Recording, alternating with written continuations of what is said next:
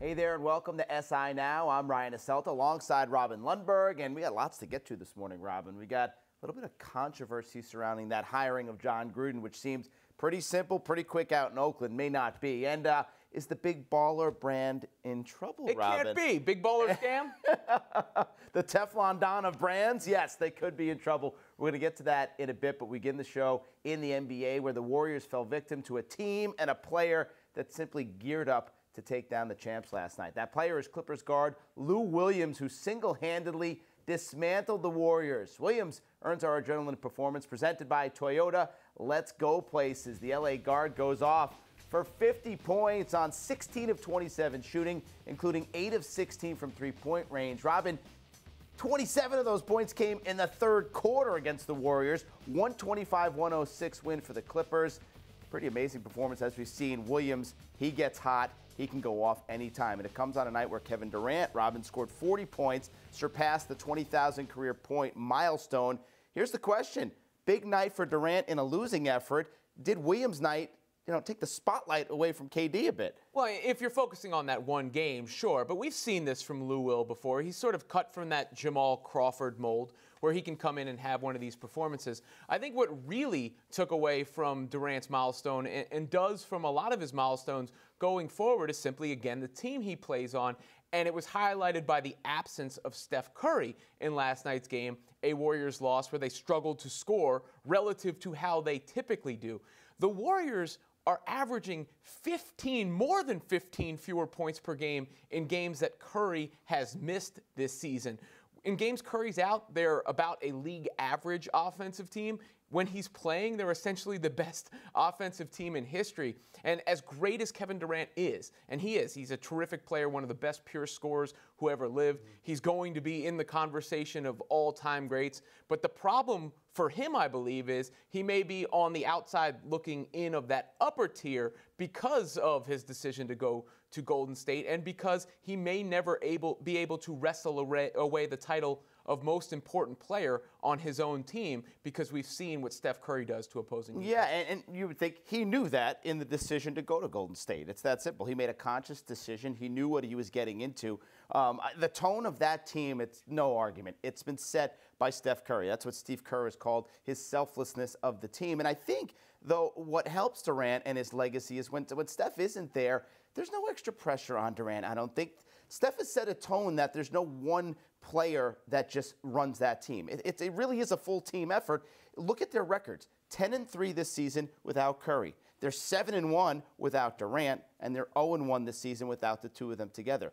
Durant is clearly a big part of that, but the team doesn't crumble without Steph. It shows just how important Durant is to that team. So I guess what you're saying is because he's never going to be the guy, then it takes away from the legacy aspect of Durant? Well, I think Durant has spent some time actually almost mythologizing his shot in the finals because he realizes a little bit internally. Now, you never say never. Something could happen. Somebody could go down with injury and Durant could lead the team. But that decision is going to make it very difficult because he went to a team that did win 73 games with Steph Curry leading it. When you're talking about them playing without one of those two guys, I think the real key is neither Steph nor Durant is at the peak of their powers when they are playing together. We see it when one guy goes out. Durant goes crazy, fills up the stat sheet when Steph's out. Steph leads them offensively and puts up these unbelievable scoring numbers on a few number of shots when Durant is out. But when they are in together,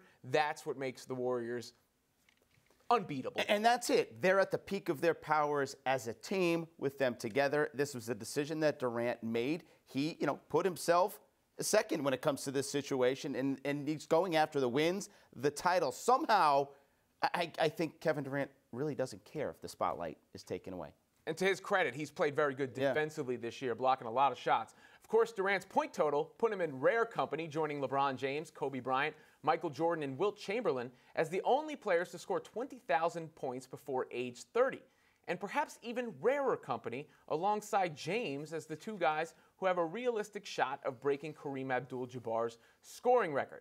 Better chance Durant or LeBron overtakes Kareem? No question, it's LeBron. And it's a simple numbers game at this point. LeBron finds himself about 8,500 points behind Kareem's number. He's 33. He's averaged about 1,900 points per game since returning to Cleveland. So I pulled out my little calculator from my desk. Yes, I have one in my desk, Robin. It's not on your phone? No, the old school calculator. Yeah. What's the point of that? You're trying to make a statement? You're anti-millennial? Or what? It's like an antique. Those you got an abacus there, too? Yeah. Those numbers show that LeBron would likely need 4+ years of production of where he's at right now to get to Kareem's number. And here's the thing. Coming off of what we talked about, it's no question who the clear number one scorer on the Cleveland Cavs is. And that's not going to change until LeBron shows some wear and tear and his skill set is taking a hit by age. So if he can carry on this pace for 4+ years, I think he can do it. KD's 29, so he's a little younger, but he's way behind, 18,000 points behind. And in the offense, sharing the load with Steph Curry, I just don't think the opportunity. He scores about 2,000 points a season if he's playing a full season. Last season he played 62 games. That's another question. Health. You can argue Durant's a better pure scorer than LeBron. If he is, it's slightly. I mean, I think LeBron's a little underrated as a pure scorer because people credit him for the, multifaceted nature of his game, but you're 100% correct. There's just too much of a head start for LeBron, and there's too much of a proven track record of him basically being indestructible while we've seen KD miss a lot of time for injuries, including some time this year. And when LeBron wants to score and makes that the number one priority, he usually has pretty good success. So I can imagine later on his career, if he's closing in on that number, going to the hole a lot more, trying to put up those 35, 40, 45-point nights, knowing it's the end of my career and what could be ahead of him with that record. Well, he's got a real shot to be number one all-time in scoring and in the top 5 all-time in assists. The Sixers and Celtics are in London, and we know the NBA is popular across the globe. If there was an expansion, where would you like to see an international team? That's the thing. I don't want to see any international expansion. I don't think there's a need for it in the NBA, in the NFL. It's a novelty when they go over there and play these games, especially in London.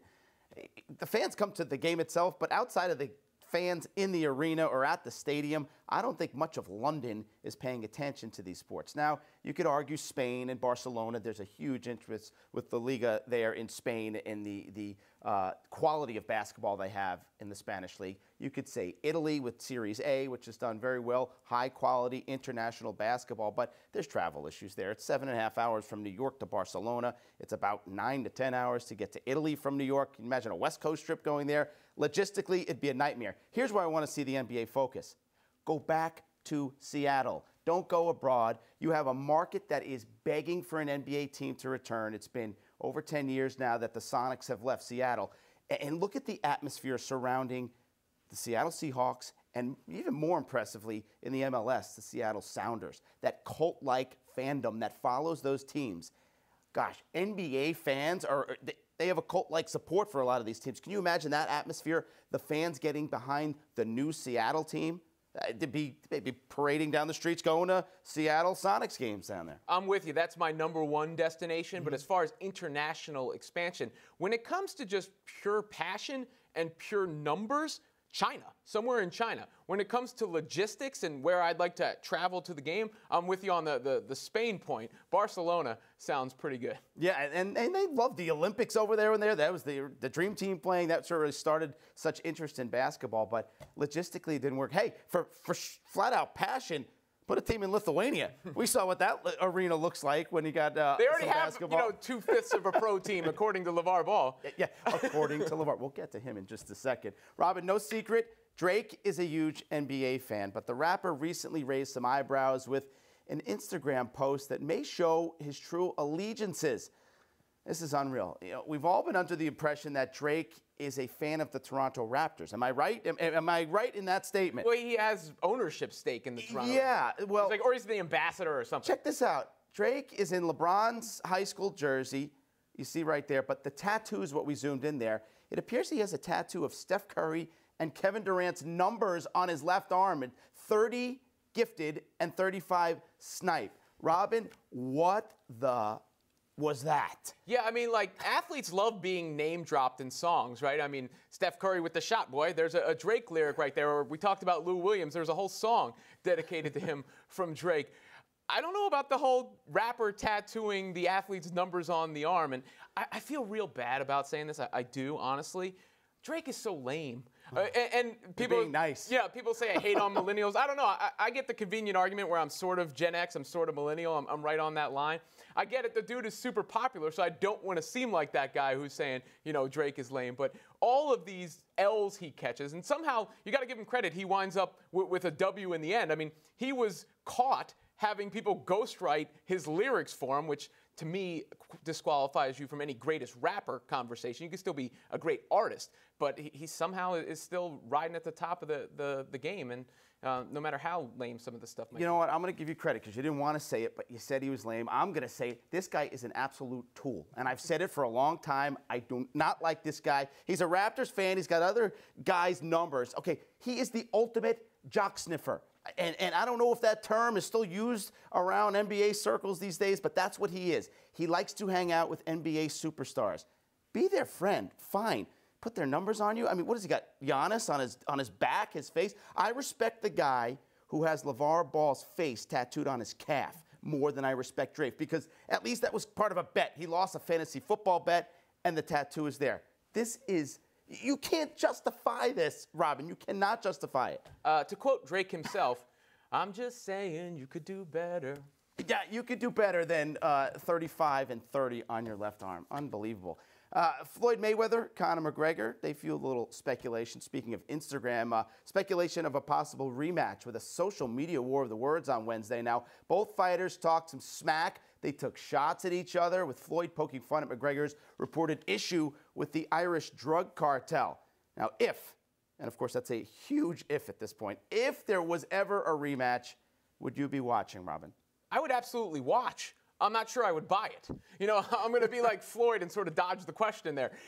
As far as the first one, it was a lot more compelling than I thought it would be. But now that I've seen the script where Mayweather was clearly feeling McGregor out, if you're being kind, quasi sort of throwing the first few rounds if you're being more cynical to allow the suspense to build up, I get how it would play out. But the first time around was like, wow, I can't believe, this is as competitive as it seems, or, there's this much drama. I don't know if you can replicate that in a second fight. But sure, if I'm somewhere where it's on, I'm going to watch it. I don't know if they can get away with the same hefty price tag, though. Yeah, you just bobbed and weaved around that question of whether you're going to watch this. Yeah, took some of the shots on my shoulder. Like he did. Yeah, I agree, though. I'm not paying for it. I didn't pay the first time, but I did watch it, and I was pretty entertained. So, yeah, I would watch it. I'm kind of surprised here, though, that Floyd, I guess, picking this fight. Floyd must be bored at this point if he's going back at McGregor on social media just to poke at the guy. The questions remain. I don't know if McGregor would make it to a rematch with this issues with the Irish drug cartel. He apparently hit a guy affiliated with the drug cartel in Ireland in a Dublin bar, and there's a bounty reportedly out on him at this point. So there's that question. But I'm kind of surprised McGregor hasn't built off the success he had from that fight. I'm not obviously the success, he didn't win the fight, but going as long as he did, the numbers that it drew, the money that it brought in, I would have thought he would start transitioning now into the next fight post Mayweather. Instead, we still got this war of words, and will there ever be a rematch, which I'm not sure if it's good for either of them. Well, when you talk from McGregor's point of view, it's difficult because you can't just simply go back out there and guarantee yourself a win. I mean, some of the UFC guys have said that, MMA guys have said that. He'll never fight again because you can't fight after making that kind of money. From Mayweather's perspective, it's two-pronged. One, he is money Mayweather, he says it, so right. He's looking at that payday. And then two, he can't take a fight that he thinks he might lose because of his unblemished record. Now, we all know John Gruden was the Raiders' #1 target. Well, now an advocacy group is saying it may have been at the expense of the Rooney Rule. The Fritz Pollard Alliance is calling for an investigation by the NFL into whether the team violated said Rooney Rule by agreeing with Gruden before interviewing any other candidates. This seems to come into question a lot. Does the NFL have a problem with the Rooney Rule? Yeah, a lot this time of year, obviously, with the coaching carousel. I think there's a bit of a problem, and there's been a problem for a while now, a few years with the Rooney Rule, and it's separating the spirit of the rule with enforcing the rule. The spirit of the rule was to get away from the old boys network of simply hiring the retread coaches. The same coaches in the coaching circle that are all tight would jump from team, franchise to franchise, without much of an interview process. In this situation, this wasn't a coaching search. This was a coaching recruitment with the Raiders, with a guy who coached for them before, obviously. They targeted Gruden. They knew they wanted him.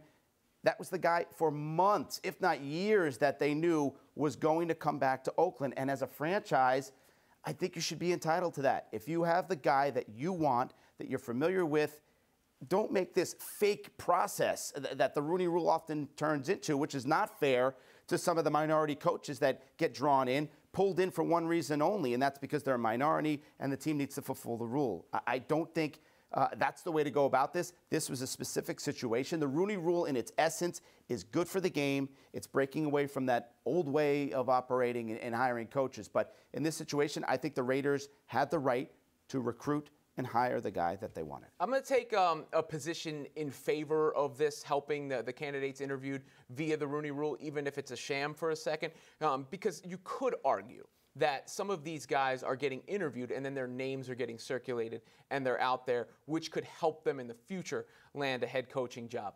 The problem is, and my honest belief is, it's impossible to enforce the spirit of the Rooney Rule. You can only enforce the rule by the letter of the law. And the big overall problem is not the Rooney Rule itself.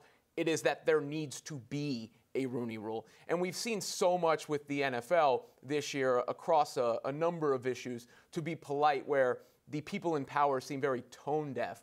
And there you have it. And we see it again here. Yeah, enforcing it is a big problem, and a lot is left to give these teams, these owners, the benefit of the doubt that they're going through the process. Yet when a situation like this arises, a quick hire for one guy, it raises red flags and we're having trouble with that word. Yeah, it's a difficult one. Yeah, they're having an issue with what the Raiders did. And I don't know how you enforce it, and it's a good question to ask for more on that, actually, and the Rooney Rule, and if the Raiders could have a problem with the NFL at this point. Let's welcome in our Sports Illustrated legal expert, Michael McCann. And Michael, what does the NFL need to find in any investigation to take action against the team for violating the Rooney Rule? And do they have a case specifically right here against the Raiders? Yeah, in order to enforce the Rooney Rule, there has to be, and I think Robin alluded to this, a mistake in the process, that, in fact, specific rules in terms of interviewing minority candidates prior to a hire be done. And here it looks as if the team may have technically obliged with the rule by conducting interviews, although Mark Davis didn't do those interviews, as I understand it. And I think there's a larger issue here for the NFL, which is, how is a team punished when it doesn't comply? And if the punishment is a $200,000 fine, which is what Matt Millen got back in, I think, 2003, when Steve Mariucci was hired with the Lions, a fine, I don't know, is going to be all that deterring. This is a team, the Raiders, that just hired a coach for a 10-year deal, $100 million. I don't think a fine would do that much.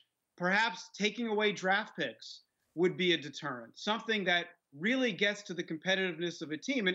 And many may ask, if a team loses a first-round pick and a fourth-round pick because of an equipment infraction, what does that say about the league when it doesn't impose a similar penalty for a social policy that, even if it's imperfect, at least is designed to create a more level playing field? Now, Michael, could a legal case be made against the NFL itself by a candidate if the Rooney Rule is shown to have been violated? Potentially, a candidate could argue that there's an antitrust violation, that the teams have conspired in some kind of anti-competitive way to deny him full access to an interview. I think the counter argument there would be this would be considered a reasonable rule under antitrust law in all likelihood, that this is a rule that's promoting an important league policy, and it's a rational rule. So there could be a legal argument, but I think that legal argument could be rebutted. All right, Michael, let's switch gears here. The Better Business Bureau recently gave LeVar Ball's Big Baller brand an F rating, and LeVar has now been served with a lawsuit claiming the Triple B brand has failed to pay an embroidery company that worked on its products. With evidence of shady business practices starting to mount here against the Big Baller brand, could any of these things be a threat to the company as a whole? Well, I think individually they're not necessarily dooming, in the sense that The Better Business Bureau is a nonprofit group. It's not part of the government. The lawsuit is over, from what I understand, about $25,000. So these aren't by themselves big ticket items, but I think they undermine the credibility of LeVar Ball as a business person. That, I think, is the real worry. Will he be a credible business actor? Will he be able to get financing? Will banks say, we don't know how credible you are given some of the issues that have come up? And he has bigger ideas, right? He wants to start a league with younger players. To the extent that questions are being raised about his ongoing business practices, it could be harder for him to get the necessary capital to pursue some of his bigger concepts. Thanks, Michael. Appreciate it as always. You're a big baller in my mind. Thank you. Thanks, Robin. I appreciate it. One team in the NBA balling better than many expected is the Detroit Pistons, who currently sit at 7th in the Eastern Conference. Jared Zwerling had a chance to sit down with one of the players who has been key to their success, Tobias Harris.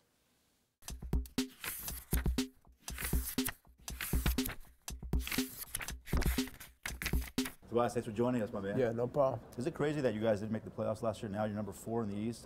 Yeah. How does that feel like for you guys now? Is it just, now we're used to it now, a couple months into the season, or is it? Well, it humbled us not making the playoffs last year. And then, it was also, for us, it was just a reality check of if we really want to get there, we have to bring it every single game. You just look at the race now. I really don't look at standings that much, but when I do, you see how close it is. And, we have the right group to get it done. And it's a long season, but at the same time, I don't even think we really have reached to where we could really be at yet. So, that's a good sign. With that team focus, what would you say is the credit there? What's the core of that new culture this year, that new identity? Mm-hmm. What's been that feeling for you guys? Well, it's it starts with coach, putting every guy in the right position and putting us in positions to be successful together as a team. Taking that defensive approach first and being able to let our defense fuel our offense. And then it just takes a lot of guys, putting the ego to the side and just being able to go out there and play for the greater goal, and that's to win. Everybody had to sacrifice just a little bit this year, in terms of last year, for us to be successful and for us to make moves where we want to go. So, so far it's been working pretty well. What's been your biggest sacrifice, would you say? For me, last year I had more isolation plays. This year we kind of cut down on isolation plays and just been able to flow off the ball movement. And, I would say that would be the sacrifice that I had to give up. But at the end of the day, ball moving, we're playing well.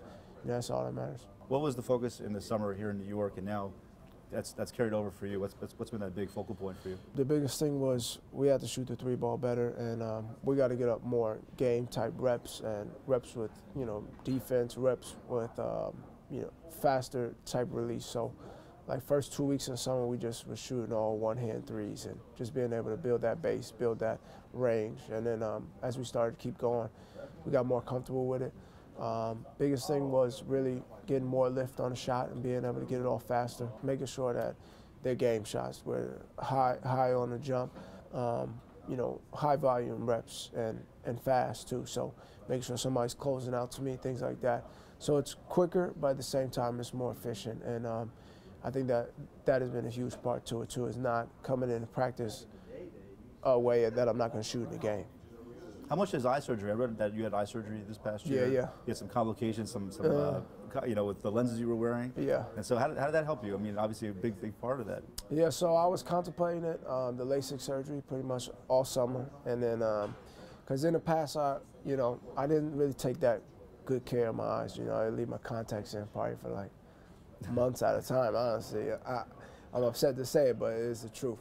At certain times in games, with the sweat and stuff, like last year with my contacts, my vision would get a little blurry throughout the game. So now I'm able to see just clear, Sometimes you just forget, but it's the best thing that I've done.